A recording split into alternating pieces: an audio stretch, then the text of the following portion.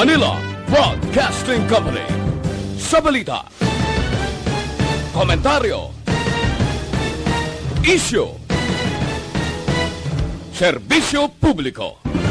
Aksyon Radio! Sa Bacolod, Aksyon Radio! Aksyon Radio!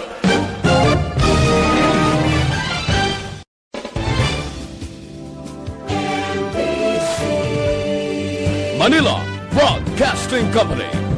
Sa balita, komentaryo, isyu, serbisyo publiko. Aksyon Radio! Sa Bacolod, Aksyon Radio! Aksyon! Balita Evening Edition. Magadulong sa inyo sang mga nagapanguna ng balita lokal, national, international, sports, kag entertainment. Aksyon! Aksyon! Balita Evening Edition. Kagkaroon ang inyong news team. Una sa balita, una sa aksyon! Mayong gabi syudad sa Bacolod, Western Visayas, kag Bugos nga Pilipinas. Welcome na sa pagpangalagad sa Aksyon Balita Evening Edition. Karon nga adlaw Webes, Abril 22, tuig 2021. Makitan kita live sa among official Facebook page kag sa YouTube channel ang Aksyon Radyo Bacolod, kag mabatian pagi sa www.aksyonradyobacolod.com.ph. Kaming inyo mga tag-balita. Aksyon and Defensor. Kag Aksyon Day Salazar para sa mga headlines. Una na kita sa mga balita lokal. Albi Benitez, opisyal ng registered voter sa Bacolod City. Seneco, ginapasabat sa issue sa brownout sa Bacolod. Sa balita national, kakulang sa mga personnel, ginareklamo sa grupo sa mga nurses. Epekto sa COVID-19 vaccination sa Pilipinas, mahimo mabatyagan sa Oktobre o kung Nobyembre. Detalye sa mga balita lokal, pagkatapos gidamang sini.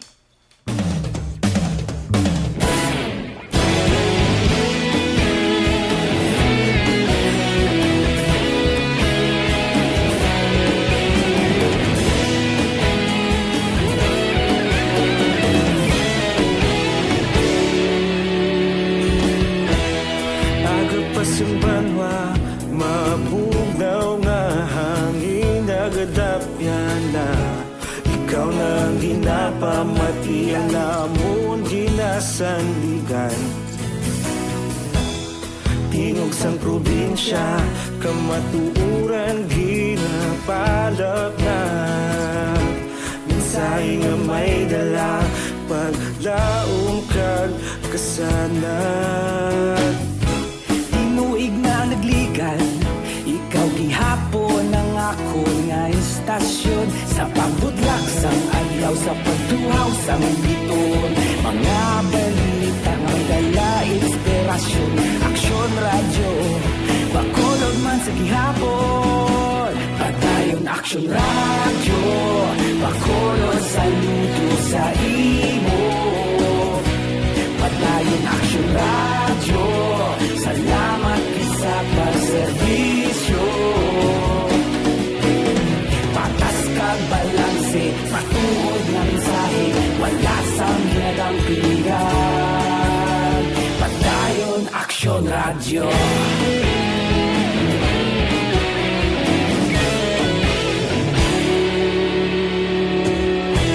Bacolod kag Negrosanon, inyong pamatian. Stasyon nga nagapalaplag sang kamatuuran. Mabakod nga prinsipyo, reporter handa sa serbisyo. Kahapon, karon kag sa gihapon, kita magapadayon. Tinuig na nagligan, ikaw gihapon ang ako nga istasyon. Sa pagbutlak sang adlaw, sa pagtuhaw sang biton.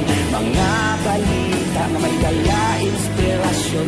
Aksyon Radyo, Bacolod man sa gihapon. Padayon Aksyon Radyo, Bacolod saludo sa imo. Padayon Aksyon Radyo, salamat sa pagserbisyo.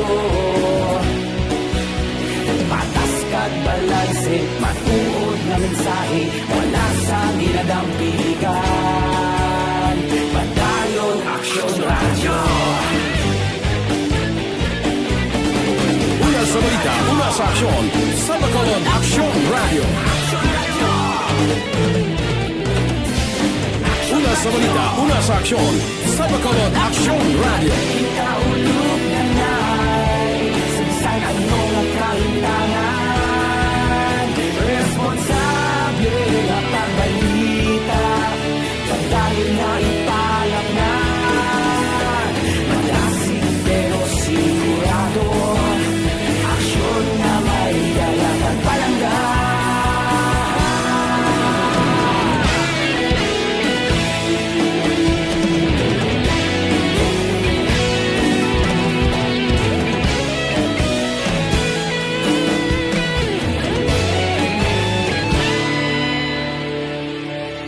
Padayon Aksyon Radio, Bacolod saludo sa imo. Padayon Aksyon Radio, salamat gid sa pagserbisyo. Padayon Aksyon Radio, Bacolod saludo sa imo. Padayon Aksyon Radio, salamat gid sa pagserbisyo. Patas kag balanse, matuod ng mensahe, wala sang ginadampigan. Padayon Aksyon Radio.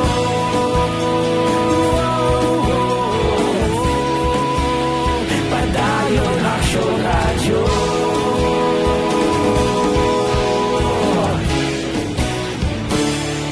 Padayon Aksyon Radio.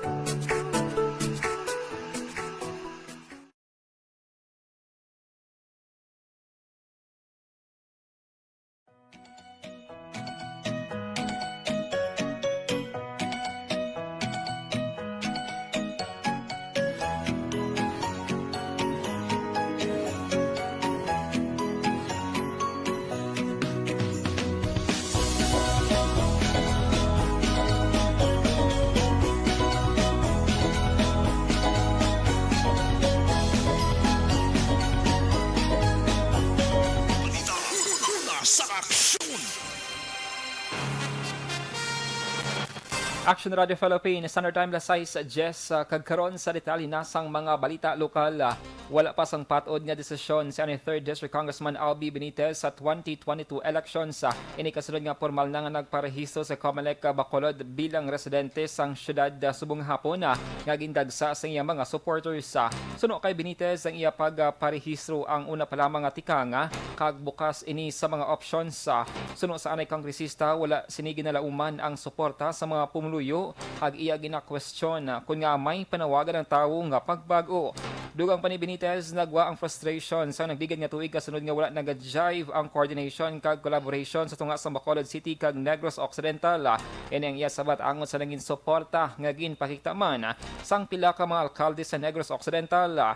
Ginpahayag ni Benitez nga dapat ululupod sa pagtrabaho ang Bacolod kag Negros Occidental bangod kabahin ini sang isla sang Negros. Ang ako niya pamangkuton nga muna reception nga muna ang ginasinggit sang tao nga may clamor sa amuni nga change nga ginatawag naton. Okay. So amo na atong kinanamabalan. Nga daw overwhelming. Of course, amo na atong ginamapamangkot nga may amo na nga sentiments nga galing sa mga pumuluyo. Ang tingog ni former Congressman Albi Benitez. Pahayag sa pila ka mga persona nga voluntaryo sila nga nagpadulong sa Bacolod Public Plaza kag Bay Center para saksihan ang pagparehistro ni 3rd District Congressman Albi Balita sa syudad sa Bacolod. Ini kasunod sa pagdagsa sa tao sa plaza kag sa Bay Center kag makitaan nga wala na natuman ang social distancing. Sa interview sa Aksyon Radyo ginapahayag ni Maria Paz Alunan, ang residente sa Purok Seaside Barangay Tangob, sila man ang nag-imprenta sa tarpaulin nga tinaga para ipakita ang suporta kay Benitez.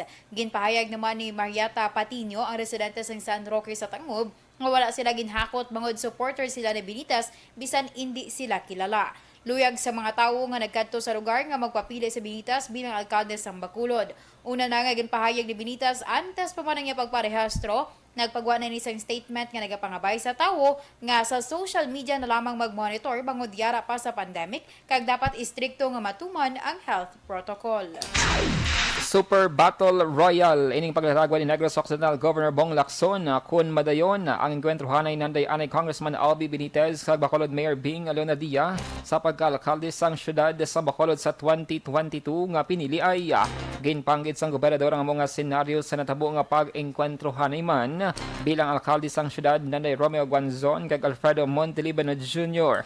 Dugang pa sang gobernador, handa siyang suportahan ang kandidatura ni Benitez kung niyang makafile na sang kandidatura sa mabut nga bulan sang Oktobre. Si Lacson ang isa lamang sa opisyal sang Negros Occidental nga nakigbahin si sa kapagtililipon sa social hall sang Kapitolyo Provincial kinasangaga bilang suporta sa plano ni Benitez. Oh, definitely. You know what they say, Battle Royale. Definitely. I remember, I think the time of Tito Roming Guanzon versus Tito Junior Montelibano. I think it will be something like that. That's how close it's gonna be. Super Battle Royale. Nabatian si Governor Bong Lacson. Ginpa siguro ni Negros Occidental Governor Bong Lacson ang iya suporta sa anuman nga desisyon ni anay Congressman Albi Balita sa 2022 nga eleksyon. Suno kay Lacson, madamo sa mga sektor ang nagaduso kay Benitez nga magpapili bilang alkalde sa syudad sa Bacolod. Dugang pa sini ang senador sa Pilipinas kag alkalde sa Bacolod, amo lang ang duha ka mga posisyon nga ginapilian ni Benitez ago desisyonon. Sang 2019 nga eleksyon, naging matunog man ang ngalan ni Benitez nga isa sa mga posible magpapili gobernador sa Negros Occidental apang sa baylo, iya na lamang ginsuportahan ang kandidatura ni Lacson. Hulyo 2019, si Benitez ang inappoint ni Lacson bilang Provincial Consultant on Economic Affairs and Investments. Sa dugang pang balita lokal, iga-anunsyo ni Negros Occidental Vice Governor Jeffrey Ferrer ang desisyon sa plano nga pagsaylo sang rehistrasyon sa syudad sa Bacolod sa masunod nga bulan. Suno kay Ferrer, may duwa pa siya kasimana nga ginahulat antes sa makadesisyon kung magsaylo sang rehistrasyon kang magpapili sa Bacolod City. Si Ferrer ang isa sa mga opisyal nga nagupod kay anay Congressman Albi Benitez nga opisyal na nga nagsaylo sang registration sa Bacolod sa bungadlaw. Si Ferrer amo ang matunog ang ngalan nga posible makatandem ni Benitez bilang vice-alkalde sa 2022 nga eleksyon. Ang pag-anunsyo ni Ferrer ang posible patigayunon kadungan sa iyakadlawan sa bulan sang Mayo. Nagapangabay ang sangguniang panlungsod sa Bacolod sa Seneco nga ipathag ang mga asod-asod nga brownout nga nagaluntad sa syudad sa Bacolod. Inipagi sa resolusyon nga gin-author ni Councilor Archie Baribar nga ginaprumahan sa konseho. Suno kay Baribar ang chairman sa Committee on Environment, luyag niya may baluan ang kabangdanan sa mga brownout sa syudad. Nagalaom si Baribar nga makahatag sang written explanation ng Seneco kag sa tion nga ini ang mabaton, ini ang iya pagabasihan para sa masunod nga tikang nga pagahimuon. Sa nabaluan, kalabanan sa karon ang nagasalig sa kuryente bangod sa online class, online meetings kag iban pa. Sa pinaka-latest nga advisory sang NGCP, maka-eksperyensya sa brownout ang pila ka porsyon sa Bacolod, talisay kag silay sa maabot nga Abril 24 adlaw sang Sabado. Una sa balita, una sa aksyon.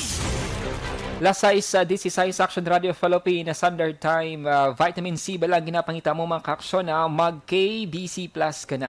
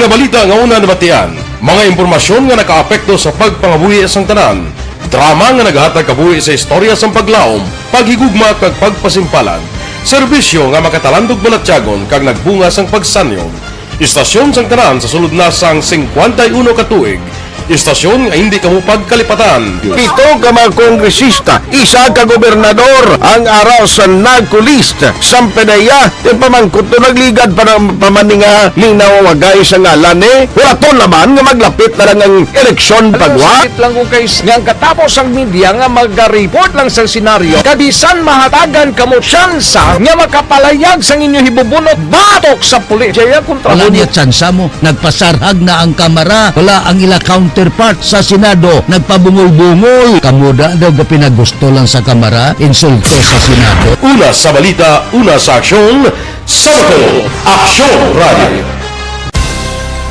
Today, DOA is confirming that a 38-year-old female Chinese patient under investigation, or PUI, is positive for the novel coronavirus 2019 DAS-CoV. I issued an order to Executive Secretary Major Dia clearly laying down the responsibilities of each department in implementing the Bayanihan to Heal as One Act. Makabig nga pinakadako nga hangkat nga natubang sang pungsod Pilipinas ang COVID-19 pandemic. Tanan nga sektor ang apektado. Tanan nga kinanglan sang pagtamod kag nagakaigo nga pagserbisyo. Bisan pa ang industriya sang pagwaragwag nagapangatubang sang kaangay nga pagpanghangkat. Apang Aksyon Radio Bacolod wala nagbiya sa pagpangalagad sa kahanginan sa pihak sang kabudlayan, peligro kag risgo nga dulot sang pandemya.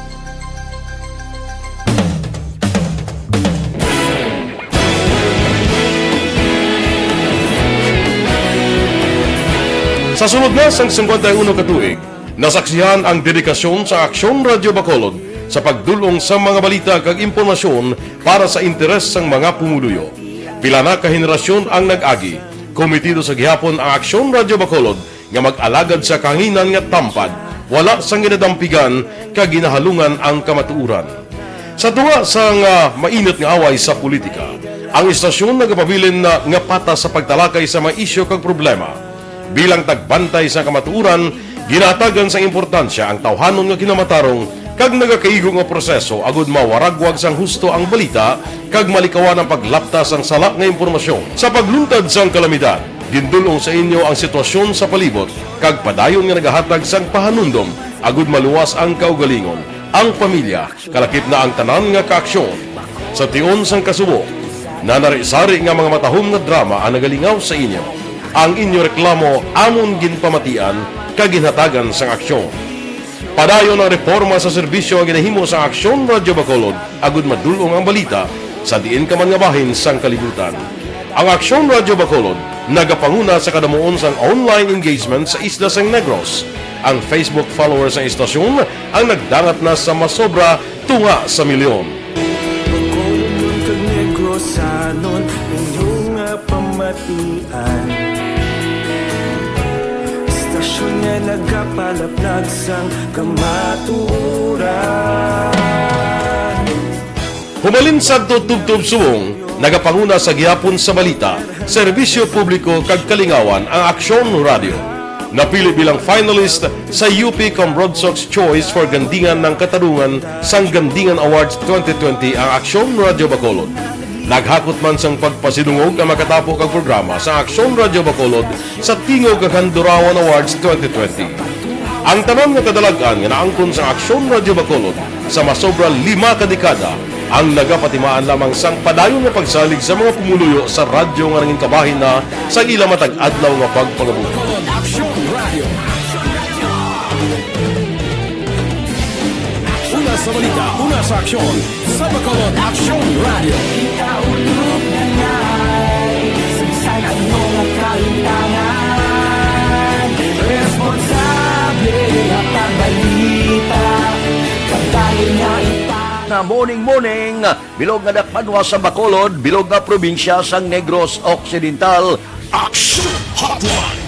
Mayad-ayad nga aga sa liwat sa aton sining nga magkaaksyon nga nagamonitor na karon nga aga sa aton. Maayong udto Pilipinas, Aksyon Balita Banat Bulig. Mayong hapon naman sa itong mga palanggagamangitan palamati. Ang inyo naman kubos nga lagad sa Tito Wilma, upod ninyo karong nga hapon sa pagpangalagad sa palatuntunan. This is my life. Amon, first time ni natabo diri sa aton sa Pilipinas kag sa kalibutan nga nag-amo ning senaryo ta. Yes, maayong gabi kalibutan. Welcome na sa pagpangalagad sa Aksyon Firing Line. May gabi sa liwat, kamusta naman mapalangga naman tagpalamati, region-wide mga palagag kita sa labilin, isa ka oras, 19 minutos, karon nga adlaw Miyerkules. Anniversary Aksyon Radio Bacolod. Isa po kayo sa haligi ng katotohanan para sa kapayapaan, hindi lang sa siyudad ng Bacolod, kundi pati sa lalawigan ng Negros Occidental. Mabuhay ang Aksyon Radio Bacolod. Sa pihak sa mga pagdilaw ay natubang sang komunidad, padayon nga nagpangalan.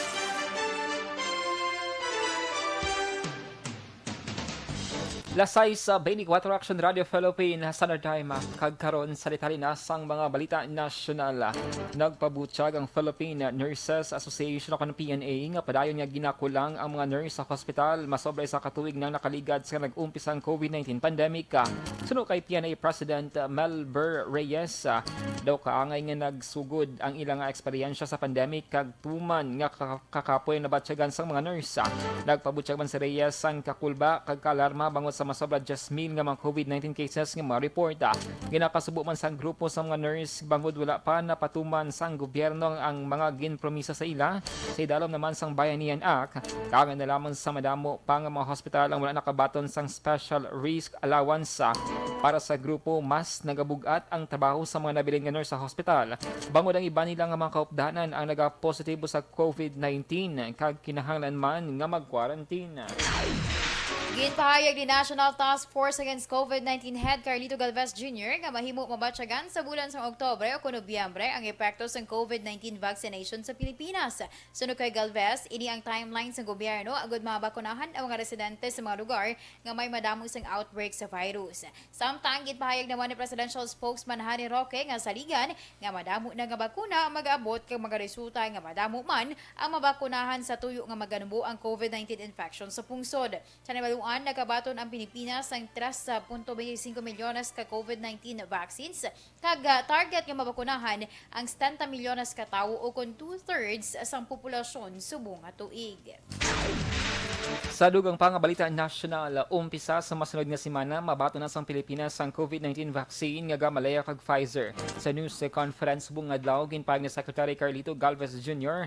initial nga 15,000 nga Sputnik 5 ang mabot sa Abril 25 kag dugang nga 480,000 doses sa Abril 29. Lagi man ang 500,000 doses sang Sinovac vaccine.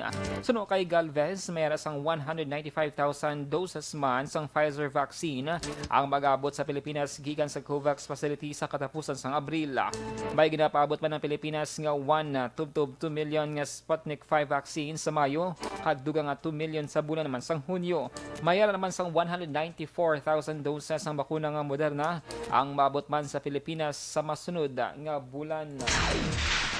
Ginpahayag ni Justice Secretary Menardo Guevara nga mahimo may ginlapas sa probinsyo o konprobisyon sa data privacy law ang ginhimo sang kapulisan nga pangpangayo sang detalye sa mga tawo nga nagtukod sang nagkalain-lain nga community pantry sa pungsod. Suno kay Guevara, depende ini kung ano ang personal nga impormasyon nga nakuha sa mga otoridad sa organizers. Dugang pa ni Guevara, mahimo nga magkapasaka sang kaso ang sinuman nga community pantry organizer o kung individual kung sa ila paglantaw may ginbayolar sa ilang mga kinamatarong. Sa pihak nga bahin, nagapati naman si Integrated Bar of the Philippines President Domingo Cayosa nga wala sang paglapas sa kasuguan nga ang handom lamang amo ang maghatag sang pagkaon sa mga ginagutom sa tunga karon sang pandemya pareho sa nagapanguna o kung sa mga nagapanguna sa community pantries. Lasay sa 28 Action Radio Philippines Standard Time, DTX 500 capsule mga ka-aksyon na DTX 500.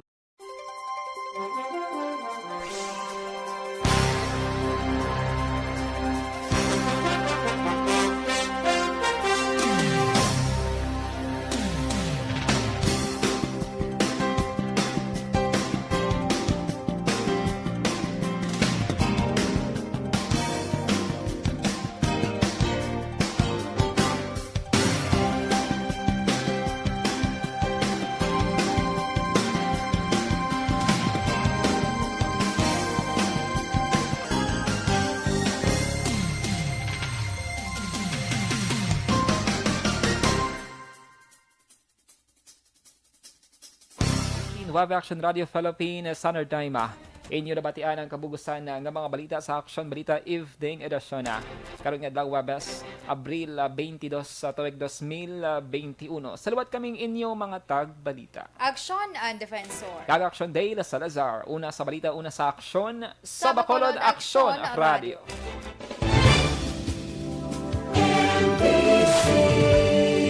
Manila Broadcasting Company.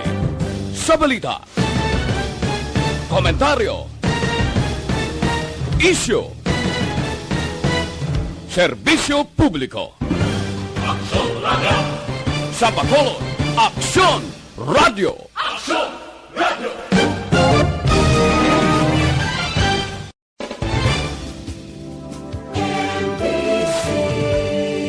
Manila Broadcasting Company. Sa balita,